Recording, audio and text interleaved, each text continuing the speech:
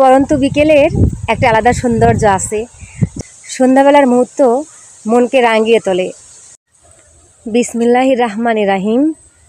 পরম করুণাময় আল্লাহ, আল্লাহ মহান, আল্লাহর নামে শুরু করেছি আজকের 3 মিনিটের ভিডিও। প্রকৃতি দারুণ, সবুজ সবুজ প্রকৃতি দেখতে সবার ভালো লাগে। গ্রামীণ পরিবেশ, হাঁটতে বের হলাম। এই যে পরন্ত বিকালে সূর্য ডুববে এই মুহূর্তে, হ্যাঁ, সুন্দর একটা দৃশ্য। তো ভাবলাম যে আজকে ক্যামেরায় আসি। আসলে আমাদের অহংকার করে কোনোই লাভ নেই, কদিন পরে আমরা মারা যাব।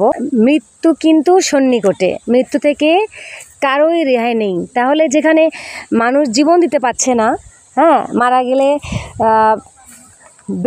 বেঁচে রাখতে পারছে না, সেখানে কেন এত অহংকার? অহংকার করে কোনোই লাভ নেই। এই যে সূর্য, এটা কিন্তু আল্লাহর সৃষ্টি। সূর্য পূর্ব থেকে পশ্চিমের দিকে মানে অস্ত যায়, আর এটা যেমন চিরন্তন সত্য, ঠিক তেমনি আমাদের মৃত্যু কিন্তু নিশ্চিত। চোখের পলকে এক চোখ থেকে আরেক চোখে যতটুকু পলক ফেলতে সময় লাগে, ঠিক ততক্ষণই আমরা বেঁচে আছি। তো আমাদের দিনে 20 বার মৃত্যুর কথা স্মরণ করা উচিত। যে যতবার মৃত্যুর কথা স্মরণ করবে, সে দুনিয়াতে পাপ কাজ থেকে বিরত থাকবে। এটা একদম চিরন্তন সত্য কথা। এই যে সূর্য যেমন, চাঁদ যেমন সত্য, ঠিক তেমনি এই কথাটাই সত্য। ধান যখন রোপণ করা হয়, ঠিক তখন একদিনে কিন্তু পাকে না। এই যে লাগানোর পরে আস্তে আস্তে তাকে যত্ন করে, পরিচর্যা করে আস্তে আস্তে বড় হয়। তারপরে এই যে পাক শুরু হয়েছে, মানে পাকা শুরু হয়ে গেছে।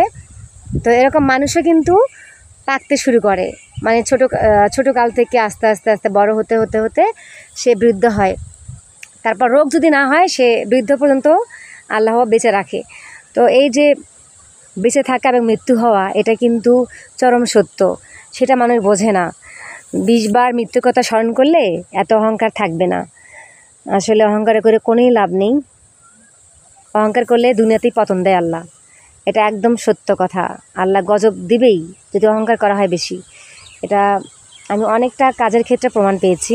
তাই অনেক মানুষ আছে না, আত্ম অহংকারে একদম লিপ্ত, সব কিছুকে হেয় প্রতিপন্ন করে দেখে। এটা আসলে ঠিক না। অনেকেই বলে যে এটা করা ঠিক হচ্ছে না, কিন্তু তারপরও ভুল কাজ করে থাকে। ভুল কাজ করাগুলো একদমই ঠিক না। আমার প্রকৃতি ভালো লাগে, আর ফাঁকা জমি, গ্রামীণ পরিবেশ, মানে মফস্বলের যে গ্রামীণ পরিবেশ অনেক ভালো লাগে। প্রিয় কন্টেন্ট ক্রিয়েটর ভাই বোনেরা, আশা করি সবাই ভালো আছেন। আমি আছি আলহামদুলিল্লাহ। আজ এ পর্যন্তই। দেখা হবে, কথা হবে নেক্সট কোনো ভিডিওতে অথবা নেক্সট কোনো কমেন্টে। সে পর্যন্ত সবাই ভালো থাকবেন। আল্লাহ হাফিজ।